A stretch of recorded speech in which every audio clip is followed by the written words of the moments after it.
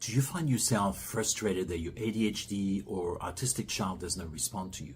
Do you feel like they're not even listening or processing what you're saying? I often hear this concern from the parents I work with. There can be many reasons why this is happening, but I want to share one reason that is often overlooked. I'm hopeful that it may help you understand why this is happening, and I also want to share some tips that may be helpful. Before working as a parent coach, I worked for over 30 years as an occupational therapist with hundreds of families. At the beginning of my career, many of the children I worked with seemed to tune me out and not respond to what I was saying. This happened with verbal and nonverbal kids. So at first, I repeated myself, I tried to get their attention, I explained things again and again, and it didn't help. I kept looking for different strategies. I eventually realized that at times I was talking too much. I learned quickly that some of the children and teen that I was working with benefited from less talking. And again, this applied to both verbal and nonverbal kids.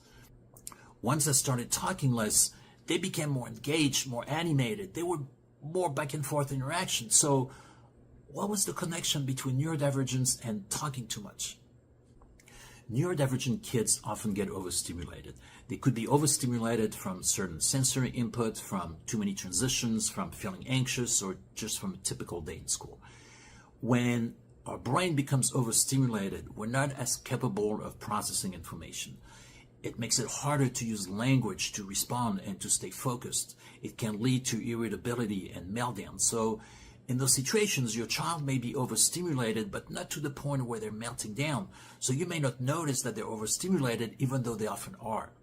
If they are overstimulated, it's likely that they won't respond as much or not engage as much when you're talking to them and asking them questions.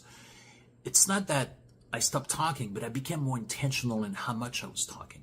Some other things that helped included using more visuals whenever possible, like a visual schedule or a list or some kind of object that could anchor the child's attention.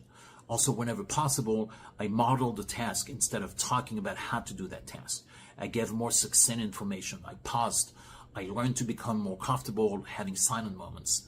So it's not about interacting less with your child, but interacting in a different way that honors what their nervous system needs at that moment.